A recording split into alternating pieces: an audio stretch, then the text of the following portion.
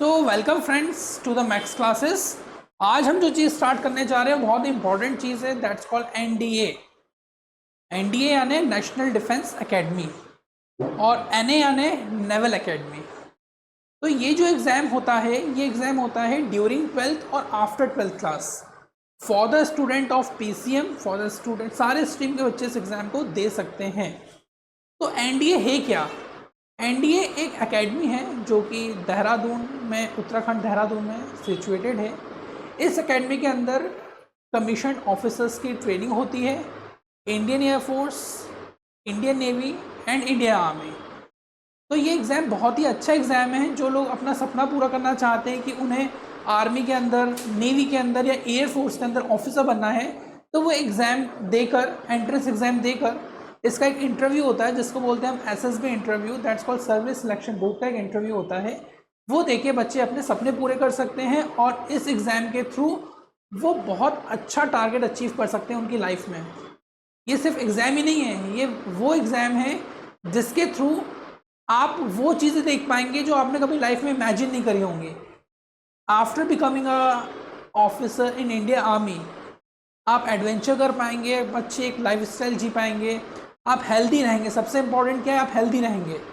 अगर आप कोई दूसरी जॉब करते हैं तो वहाँ पे आपको फिजिकल वर्कआउट्स नहीं हो पाते, but when it comes to join the defence, आप पूरे तरीके से फिट एंड फाइन रहेंगे throughout your life. So हम समझते हैं कि इस एग्ज़ाम की तैयारी कैसे होती है और इस एग्ज़ाम के इंपॉर्टेंट क्राइटेरिया क्या है, एज लिमिट्स क्या है, तैयारी कहाँ करें, कैसे करें। ये सब पूरा आप लास्ट तक देखिएगा, आपको बहुत कुछ सुनने और समझने के लिए मिलेगा। तो हम सबसे पहले स्टार्ट करते हैं कि व्हाट इज़ एनडीए। मैं बता चुका हूँ आपको, NDA is the entrance exam which is conducted by UPSC, union public service commission द्वारा ये एग्ज़ाम कंडक्ट होता है। और इस एग्ज़ाम के अंदर हम लोग डिफरेंट काइंड ऑफ सब्जेक्ट्स की स्टडी करेंगे और उसके बारे में डिटेल समझेंगे।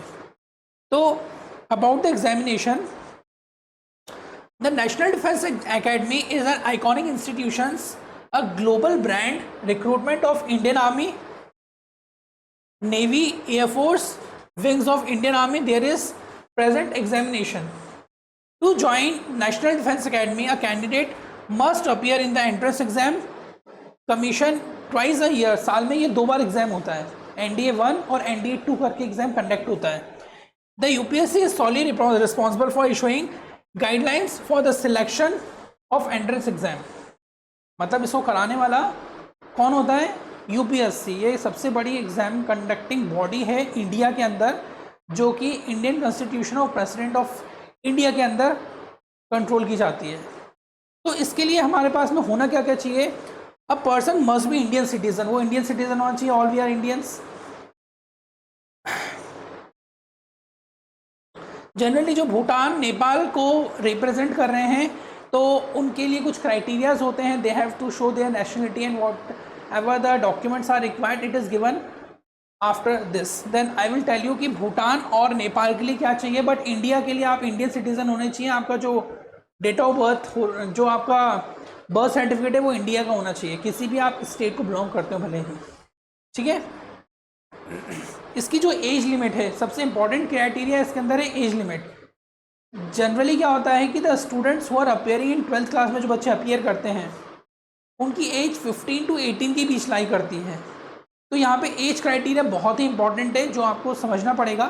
जनरली इसका जो एज क्राइटेरिया है वो 15 ईयर से लेकर 18 ईयर के बीच रहता है। तो इट्स वेरी इंपॉर्टेंट कि आप थोड़ा सा एज को ध्यान में रखते हुए चले इस एग्ज़ाम के लिए। इसके लिए एजुकेशनल क्वालिफिकेशन चाहिए।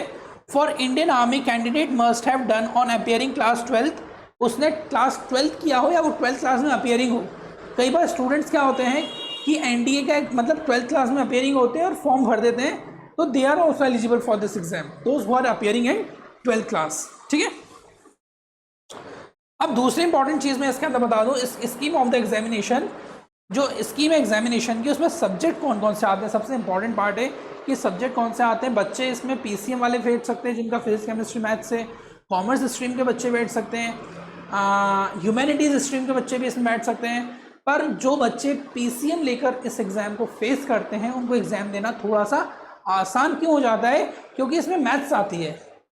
But the students who are belonging to commerce background, those who are having the humanities arts background के जो बच्चे हैं, यहाँ पे उनको थोड़ा सा मेहनत करनी पड़ती है मैथ्स को लेके, बट पीसीएम वाले बच्चों के लिए बहुत ही ज़्यादा आसान हो जाता है एग्ज़ाम देने के लिए। तो हम समझते हैं कि मैथमेटिक्स यहाँ पे कितने नंबर की आती है। तो जनरली जो मैथमेटिक्स है वो टोटल नंबर ऑफ क्वेश्चंस कितने हैं इसमें, 120। कितने क्वेश्चन है इसमें, 120 क्वेश्चन है मैथ्स के।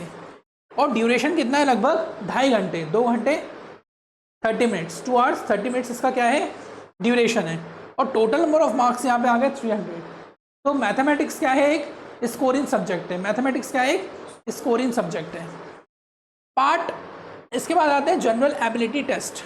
जनरल एबिलिटी टेस्ट के अंदर 2 चीज़ें आएंगी, एक जनरल इंग्लिश आएगी और एक जनरल स्टडीज़ आएगी।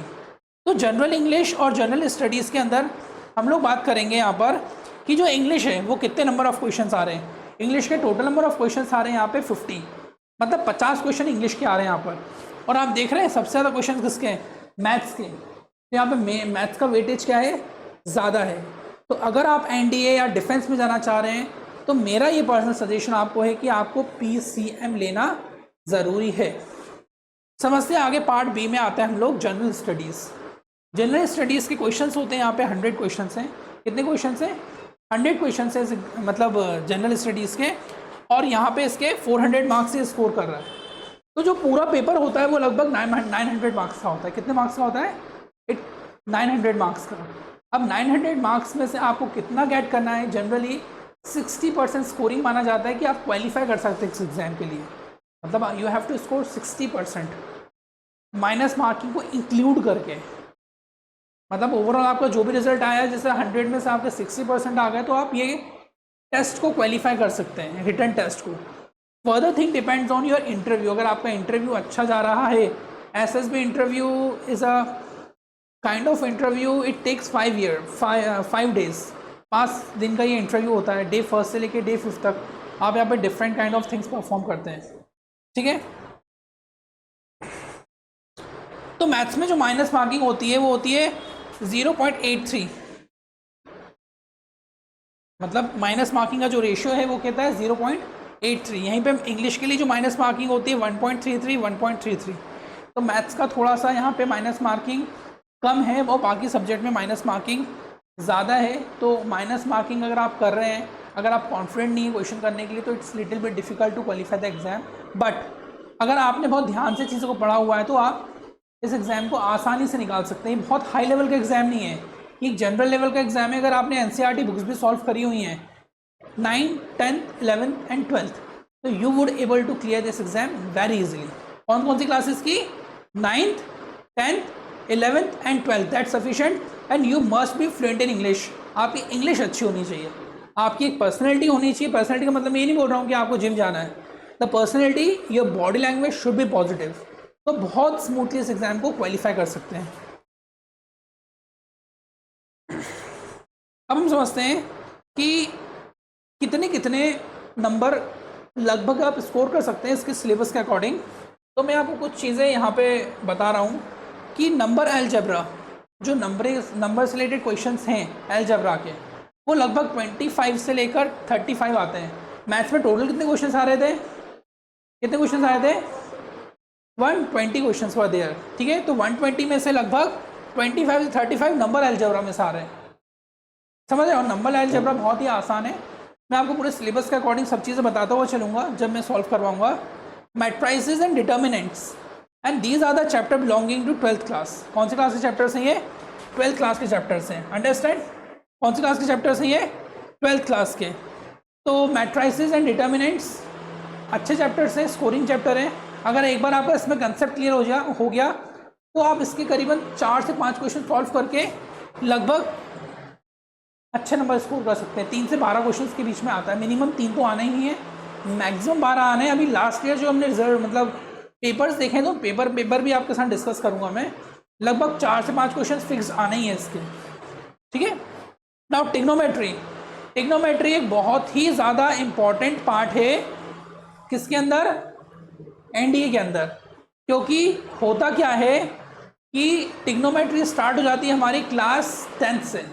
कौन सी क्लास से शुरू होती है, क्लास 10th से। तो 10th class, 11th class, 12th class. अलग अलग फॉर्म में हमको यहाँ पे टिग्नोमेट्री मिलेगी, हाइट एंड डिस्टेंस मिलेगा। तो अगर ये चैप्टर्स हम अच्छे तरीके से कर पा रहे हैं तो ये मान लीजिए आप बहुत बड़ा पार्ट कर रहे हैं, क्योंकि इंटीग्रेशन डिफरेंशिएशन में भी इसका बहुत ही ज़्यादा वेटेज है। लगभग यहाँ पे ये 15 to 20 क्वेश्चन कवर कर रहा है। कम से कम 15 क्वेश्चन आ रहे हैं यहाँ पर, 15 क्वेश्चन आ रहे हैं किसके यहाँ पे, टिग्नोमेट्री के। अंडरस्टैंड। अब हम बात समझते हैं यहाँ पे analytical geometry of 2 and 3 dimension. ये बहुत ही आसान ज्योमेट्री है जहाँ पे हमको सिर्फ वैल्यू पुट करके आंसर निकालने देते हैं। अगर मैं ओवरऑल मैथ्स की बात करूँ, दो स्टूडेंट बिलोंगिंग टू ह्यूमैनिटीज से बिलोंग कर रहे हैं या कॉमर्स से बिलोंग कर रहे हैं, तो उनके लिए बहुत ही ज़्यादा आसान हो जाता है कि अगर वो इजी चैप्टर्स कर लेंगे तो वो एक स्टैंडर्ड स्कोर कर सकते हैं। They need not to complete the whole syllabus. पूरा मैथ्स का सिलेबस करना ज़रूरी नहीं है, आप उतना भी कर सकते हो जितना एग्ज़ाम में आ रहा है, ताकि आप क्वालिफाइंग मार्क्स लेके आ जाओ। बाकी इंग्लिश और जनरल नॉलेज के अंदर तो फिर आप वहाँ पे स्कोर कर ही लोगे, क्योंकि इंग्लिश तो एक कॉमन सब्जेक्ट है फॉर एवरीवन। और जहाँ तक जनरल नॉलेज की बात आई, the person who are just belonging to humanities, तो उनका ज्योग्राफी हो गया, इकोनॉमिक्स हो गया, सिविक्स हो गया, तो उनका जनरल नॉलेज ऑटोमेटिकली अच्छा होता है। ठीक है, आते हैं हम लोग बात नेक्स्ट, डिफरेंशियल कैलकुलस।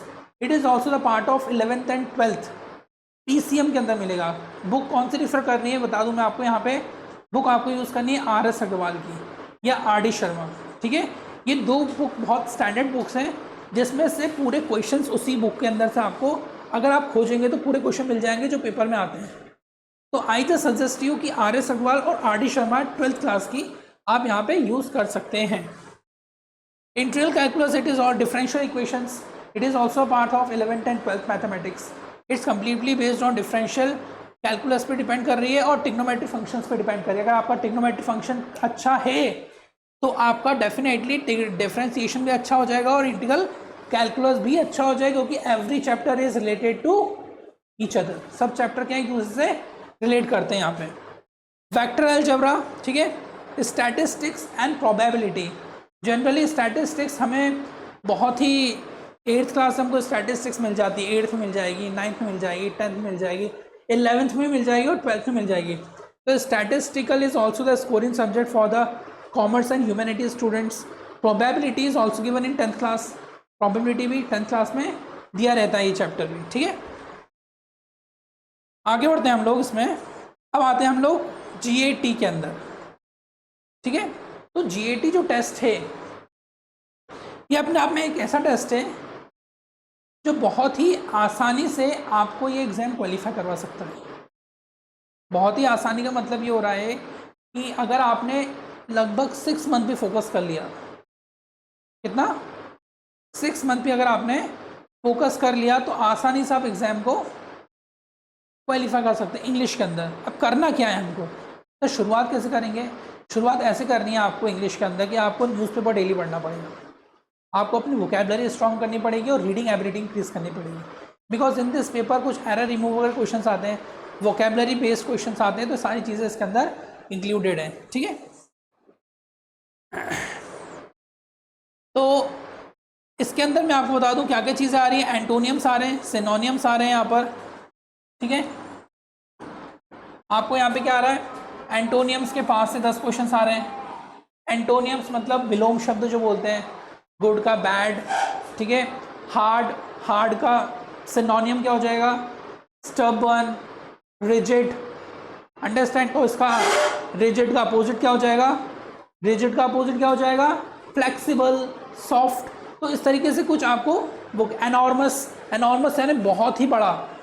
ठीक है, इसका अपोजिट क्या हो जाएगा, स्मॉल। ठीक है, रिड्यूस्ड। ठीक है, रिडक्शन। तो ये क्या हो गया, इसके एंटोनियम्स हो गए। एंटोनियम्स आने opposite words. Now we are just going to talk about spotting errors. अब ये जो आ रहा है आपके पास में स्पॉटिंग एरर्स, अब मैंने आपको स्टार्टिंग बोला क्या पढ़ना पड़ेगा आपको, टाइम्स ऑफ इंडिया उठा लो या इकोनॉमिक्स टाइम्स उठा लो, कोई सा एक न्यूज़पेपर आपको डेली पढ़ना पड़ेगा, तो आप स्पॉटिंग एरर्स वाले क्वेश्चन भी सॉल्व कर पाओगे। आपके एंटोनियम्स भी अच्छे हो जाएंगे, आपके सिनोनियम्स भी अच्छे हो जाएंगे, आपकी रीडिंग एबिलिटी स्ट्रांग हो जाएगी और आप इंग्लिश के साथ एक फ्रेंडशिप कर लेंगे फॉर कॉम्पिटिशन एग्जाम्स। कई बार ये देखा गया है कि इसके अंदर कुछ क्वेश्चंस टाइम्स ऑफ इंडिया के अंदर से पूछे गए हैं। तो times of India is a kind of newspaper जो बहुत ही स्टैंडर्ड न्यूज़पेपर है, जिसके अंदर से ये सारी चीज़ें पूछी जाती हैं। जनरली जो वोकैबलरी पूछी जाती है वो करंट ट्रेंड में जो वोकैबलरी यूज़ हो रही है। सर आएगी कौन सी वोकैबलरी? वोकैबलरी के लिए तो हमारे पास में करीबन 2 लाख शब्द हैं। तो 2 लाख शब्द को याद करना है हमको, 2 लाख वर्ड्स कैसे पॉसिबल याद करना? तो पढ़ना कौन से शब्द हैं हमको, पढ़ने कौन सी वोकैबलरी है जो टाइम्स ऑफ इंडिया के अंदर लगातार बेसिस पे आ रही है, न्यूज़पेपर के अंदर आ रही है ना। तो न्यूज़पेपर में जो करंट में यूज़ हो रही है वही वो वाली वोकैबलरी जनरल एग्जाम में पूछी जाती है। हर कॉम्पिटिशन एग्जाम की बात बता रहा हूँ मैं, not only I am just talking about the NDA.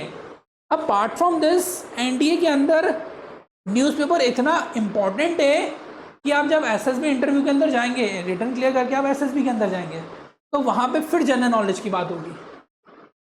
तो आप तो न्यूज़पेपर छोड़ ही नहीं सकते। वो आपसे क्वेश्चन ये पूछ लिया कि okay gentleman just tell me the 5 news of yesterday, तो आपको न्यूज़ पढ़ने की हैबिट शुरू से ही रखनी पड़ेगी। And definitely at that time you have to speak the answer only in one language, that's called English language. के अलावा आप दूसरे इसमें लैंग्वेज इस्तेमाल कर तो सकते हैं पर इफ़ेक्टिव नहीं रहेगी, क्योंकि आप ऑफिसर बनने जा रहे हैं। तो एक चीज़ अपने दिमाग में रख लीजिए कि you must be good in English language. आपको इंग्लिश लैंग्वेज के अंदर क्या होना पड़ेगा? अच्छा होना पड़ेगा। आपको जनरल नॉलेज में अच्छा होना पड़ेगा, आपको फिजिक्स में थोड़ा सा अच्छा होना पड़ेगा। फिजिक्स, आपकी फिजिकल अपीयरेंस अच्छी होनी चाहिए। अंडरस्टैंड? तो ये कुछ क्राइटेरियाज हैं जो इम्पोर्टेंट है। एसएसबी के बारे में मैं और डिस्कशन करूँगा आपसे, लेकिन पहले मैं सिलेबस के थ्रू जाना चाह रहा हूँ, ठीक है। नाउ द इम्पॉर्टेंट थिंग अब आ रही है, जीएटी के अंदर आपका क्या कवर हो रहा है? साइंस। क्या आ रहा है यहाँ पे? साइंस आ रहा है। तो साइंस के अंदर हमारे पास फिजिक्स आ रहा है। यहाँ पे फिजिक्स लगभग 20 से 25 नंबर का फिजिक्स है, 20-25 मार्क्स का। सिर्फ फिजिक्स कौन से लेवल का आ रहा है? क्वेश्चन ये आ रहा है कि सर फिजिक्स कौन से लेवल का पढ़े, क्योंकि अब जिन बच्चों ने ह्यूमैनिटीज़ लिया है, जिन बच्चों ने कॉमर्स लिया हुआ है, वो भी एग्ज़ाम देना चाहते हैं और they want to join the Indian army, Indian air force और इंडियन नेवी। एक चीज़ तो बता दूं कि इंडियन एयरफोर्स में नहीं जा सकते कॉमर्स वाले और आर्ट्स वाले, they just go in the Indian army के अंदर जा सकते हैं। सिर्फ पीसीएम वाले ही इंडियन एयरफोर्स के अंदर जा पाते हैं, कुछ क्योंकि टेक्निकल मशीन्स होती है ना, तो मशीनरीज़ के अंदर जो कुछ टर्मिनोलॉजीज यूज़ होती है जनरली वो पीसीएम वाले स्टूडेंट्स को ही दिखाई जाती है 11th-12th के अंदर। तो फिज़िक्स हमको पढ़नी है आईसीएसई बोर्ड के अकॉर्डिंग 10th क्लास तक की। सीबीएसई बोर्ड होता है, एक स्टेट बोर्ड होता है, एक सीबीएसई बोर्ड होता है और एक आईसीएसई बोर्ड होता है। तो आईसीएसई बोर्ड के अकॉर्डिंग 10th स्टैंडर्ड की आपको क्या पढ़नी है? फिजिक्स पढ़नी है। तो वो फिजिक्स आपके लिए सफिशिएंट है in order to qualify the exam. मैं 11th-12th की तरफ नहीं जा रहा हूँ, क्योंकि मैंने जितने भी क्वेश्चन अब तक देखे हैं इस एग्ज़ाम के अंदर वो मैक्सिमम बिलोंग कर रहे हैं आपके आईसीएसई 10th की बुक तक के। तो it's good news for you कि आपको 11th-12th की फिजिक्स यहाँ पे नहीं पढ़नी है। आपको कहाँ तक फिजिक्स पढ़नी है? यहाँ पर कहाँ तक फिजिक्स पढ़नी है? 10th क्लास आईसीएसई बोर्ड की। केमिस्ट्री भी, बायो भी और मैथ्स तो पढ़नी पड़ेगी, और इसी की इंग्लिश। तो everything is coming from your syllabus, nothing is out of the syllabus.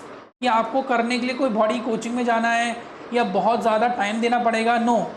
The only thing is that you have to focus on your syllabus whatever you studying right now. Understand? तो physics के अंदर क्या क्या cover हो रहा है यहाँ पे?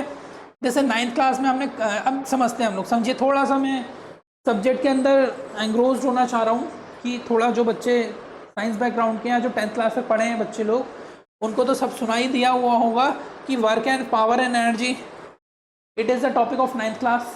9th क्लास में है ना work energy and power, and around 1 to 2 question based on kinetics and potential energy, types of energies and asked, ठीक है। ग्रेविटेशनल फोर्स 9th क्लास में दिया हुआ है। Simple harmonic motion SHM ICSE board के अंदर दिया हुआ है अच्छे तरीके से।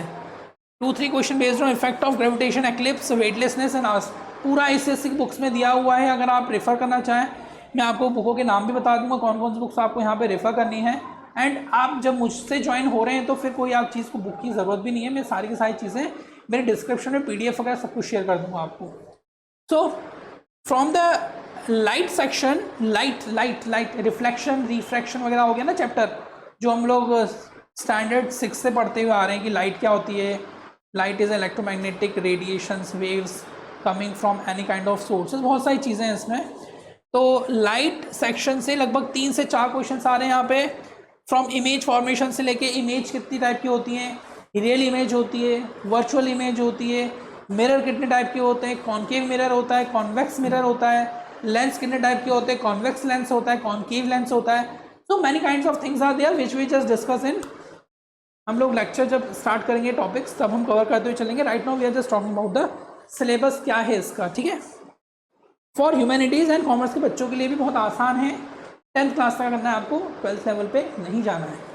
12th लेवल पे सिर्फ मैथमेटिक्स करनी है, 11th 12th की क्या करनी है, मैथमेटिक्स। बाकी सारा कौन से लेवल का है, 10th लेवल का है। कौन से लेवल का है बाकी, 10th लेवल का है, ठीक है। नाउ प्रॉपर्टीज़ ऑफ मेटल की, मैकेनिकल प्रॉपर्टीज़ ऑफ मेटल की, इलास्टिसिटी क्या होती है, कि इलास्टिसिटी क्या होती है, ठीक है। Apart from all the sections almost 6-7 questions are asked from one of the major topics, current electricity. अब करंट इलेक्ट्रिसिटी सुन लिया सर, ये तो 12th का टॉपिक है, ये 10th क्लास का टॉपिक है, ICSE बोर्ड में 9th क्लास में दिया हुआ है। तो करंट इलेक्ट्रिसिटी हमारे पास में आ गया टॉपिक, क्या आ गया, करंट इलेक्ट्रिसिटी, ये chapter. Like series and parallel combinations क्या होते हैं, बहुत आसान है, बहुत, मैं आपको बहुत अच्छे तरीके से बता दूंगा। तो सटासट आप क्वेश्चन सॉल्व करते जाओगे इसमें। मैग्नेट क्या होता है, north pole south pole magnet. Thermal effect of electricity, electricity का थर्मल इफेक्ट क्या होता है, इलेक्ट्रॉन्स का मोशन इंक्रीज हो जाता है, ठीक है। इसके बाद मॉडर्न फिजिक्स एंड न्यूक्लियस और रेडियो एक्टिविटी। एक खास बात सुन लो कि CBSE बोर्ड के अंदर तो रेडियो एक्टिविटी के बारे में कुछ नहीं दिया हुआ है। अब सारी रेडियो एक्टिविटी हम पढ़ें कहाँ से, ICSE बोर्ड की किताब में आपको रेडियो एक्टिविटी मिल जाएगा और इफेक्ट ऑफ न्यूक्लियस भी मिल जाएगा, अंडरस्टैंड। तो कौन सी बुक रिफर करनी है up to 10th class, ICSE board की बुक्स रिफर करनी है आपको, ठीक है। आगे बढ़ते हैं हम लोग। केमिस्ट्री, अब बच्चे बोलते हैं 9th क्लास में कि सर हमारी केमिस्ट्री अच्छी नहीं है। अरे केमिस्ट्री पढ़ी कहाँ है अभी, केमिस्ट्री आप 9th में पढ़ोगे, 10th में पढ़ोगे, 11th में पढ़ोगे, 12th में पढ़ोगे, 4 साल पढ़ोगे तभी तो चीज़ें अच्छी होंगी। कोई चीज़ पढ़ोगे तभी अच्छी होगी ना, उससे पहले थोड़ी अच्छी होने वाली कोई भी चीज़ें, अंडरस्टैंड। कोई भी सब्जेक्ट अगर आपका स्ट्रॉन्ग है तो आपने उसमें टाइम दिया होगा, तब जाके वो क्या हुआ, सब्जेक्ट आपका स्ट्रॉन्ग हुआ। तो जनरली जो NDA एग्ज़ाम है ये एक एग्ज़ाम तो है, बट एग्ज़ाम से हट के एक इम्पॉर्टेंट चीज़ है कि आपका ड्रीम क्या है। भले आप IIT एग्ज़ाम दे लो, आप सिविल सर्विसेज दे लो, आप कोई से भी एग्ज़ाम्स दे लो, बट ये करने वाले बच्चे थोड़े से डिफरेंट रहते हैं। उनका क्राइटेरिया, उनकी सोच थोड़ी सी क्रिएटिव रहती है। मतलब ये नहीं बोल रहा हूँ कि जो लोग अदर फील्ड के हैं वो अच्छे नहीं हैं, they are also important, but यहाँ पे जो क्राइटेरिया होता है वो पूरा का पूरा आपकी पर्सनैलिटी पे डिपेंड कर रहा है। किस पे डिपेंड कर रहा है, आपकी पर्सनैलिटी पे डिपेंड कर रहा है, ठीक है। In NDA exam nearly 6 to 8 questions are asked from biology. किसमें से पूछे जाते हैं, बायोलॉजी से। अब 12th की बायोलॉजी नहीं आ रही है, 10th क्लास तक की बायोलॉजी आ रही है। From the living world, living world is given in 9th 10th में दिया हुआ है यहाँ पे चैप्टर, लगभग 1 से 2 questions. Health and nutrition, health से रिलेटेड क्वेश्चंस आ जाएंगे आपके कि आपको हेल्थ कैसे मेंटेन रखनी है, what are the vitamins, what are bacteria, what are viruses, what kind of diseases are there, वो सारी की सारी चीज़ें मैं आपको बताऊंगा टाइम टू टाइम, ठीक है।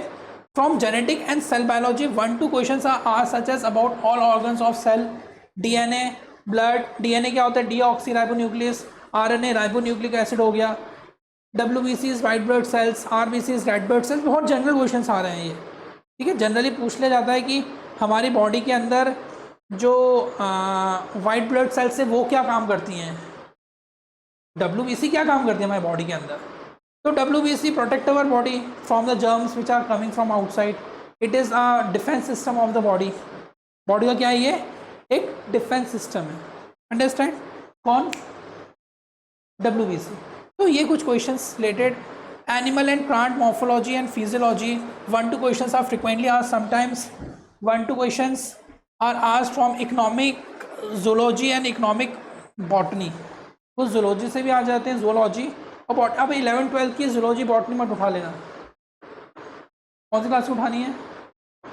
10th क्लास का ही बच्चा रहे सर इतना कठिन एग्जाम तो इससे अच्छा नीट ही दे डालें हम, IIT दे डालें.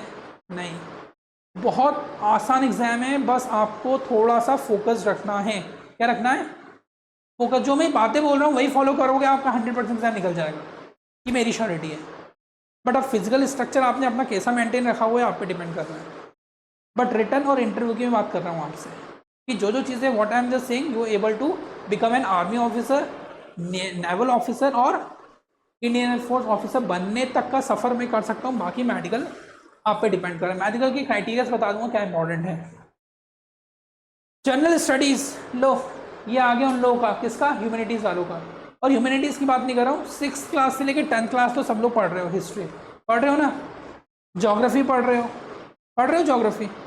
अच्छा, जोग्राफी पढ़ रहे हो तो कम से कम इतना तो याद रखना कि कौन कौन से स्टेट्स कहाँ पर है, लोकेट्स कहाँ पे करी गई है, कौन कौन से रिवर्स कहाँ से निकली हुई हैं. हम लोगों ने पढ़ा है ना इस बारे में, रिवर्स कहाँ से निकली हुई हैं और माउंटेन्स कहाँ पर हैं, नेशनल पार्क्स हो गए, वाइल्ड लाइफ सेंचुरीज हो गई. अंडरस्टैंड. इसके बाद इंटरनेशनल बॉर्डर्स कौन सी हैं, कितने ओशंस हैं, कितने कॉन्टिनेंट्स हैं. तो ये सारी की सारी चीज़ें इसके अंदर आ रही हैं. मॉडर्न हिस्ट्री के बारे में बात करेंगे यहाँ पे. एंशिएंट हिस्ट्री के बारे में ज़्यादा क्वेश्चंस नहीं आते हैं इसके बारे में, तो मैं आपको सिर्फ मॉडर्न हिस्ट्री की बात कर रहा हूँ यहाँ पे. आएगी ये इतनी अच्छी नौकरी है, 12वीं के बाद ऑफिसर बन गए, आपको जंगल में जाना ही नहीं है. ग्रेजुएशन वाले कौन सी क्लास में? 12th क्लास में you become an officer, commission officer. 4 साल बाद आपको गाड़ी, बंगला, सैनिक, गार्ड सब मिलेंगे, फैसिलिटीज़ मिलेगी आपकी पूरी फैमिली को. कई जगह पे तो चीज़ें आपकी एजुकेशन में फ्री, बहुत बेनिफिट्स हैं. इंडियन आर्मी, एयरफोर्स और नेवी को जिनके फैमिलीज़ के बहुत बेनिफिट्स, एक अलग से कैंपस मिलता है रहने के लिए. आप ओपन कैंपस में नहीं रहोगे, यहाँ पे आप कैंट एरियाज़ में रहोगे. आर्मी वालों के पर्टिकुलर कैंट एरियाज़ होते हैं और वहाँ पे सिविलियंस को जाने की परमिशन नहीं होती है. मतलब आप वहाँ पे सर्वाइव करोगे. It's very important. बहुत बहुत अच्छा एक्सपीरियंस है ये.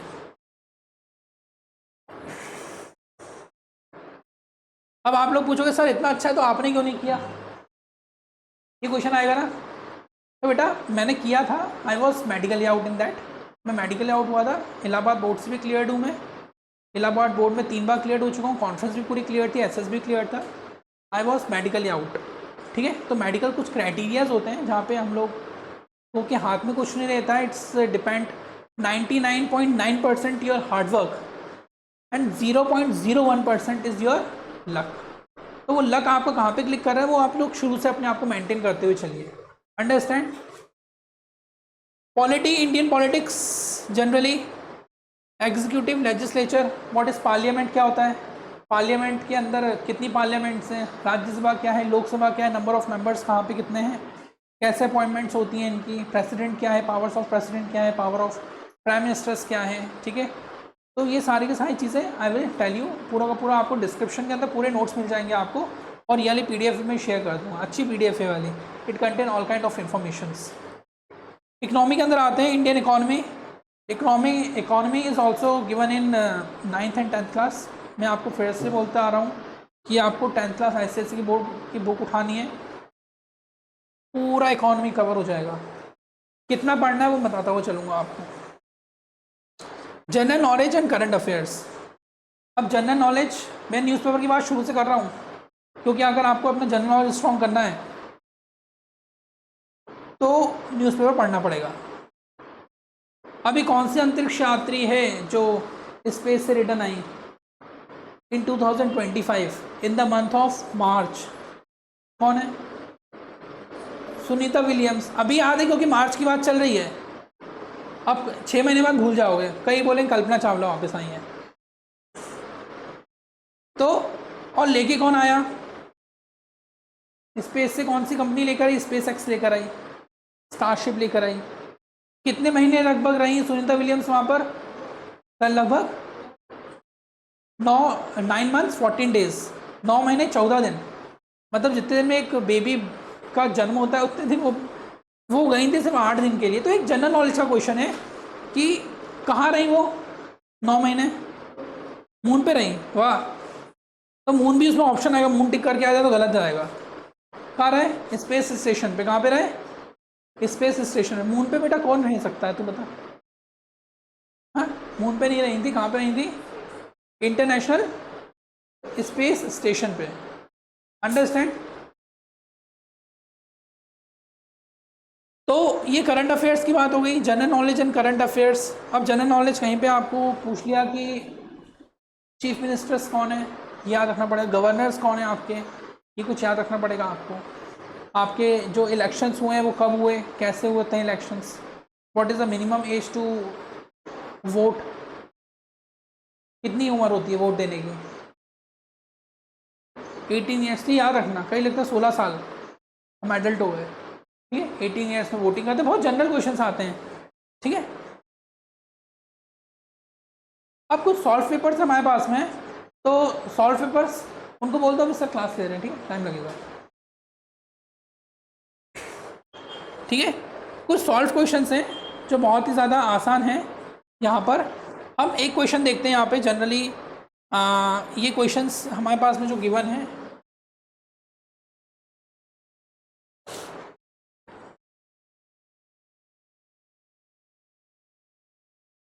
तो x square plus x plus 1 equals to 0, then what is the value of x की पावर 199 प्लस एक्स की पावर 200 प्लस एक्स की पावर 201। हमको ये यहाँ पे क्वेश्चन गिवन है। तो अब हम समझते हैं क्वेश्चन सॉल्व कैसे होगा। मैं आपको एक एग्जांपल देता हूँ साथ साथ में कि how to solve this question.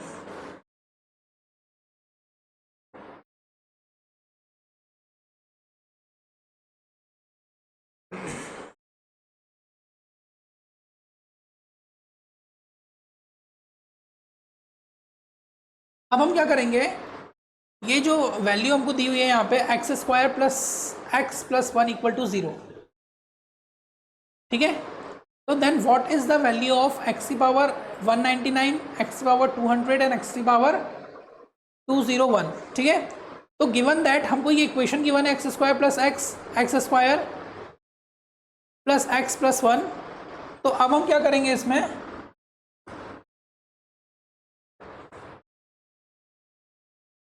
अब हमको ये जो इक्वेशन गिवन है यहाँ पर,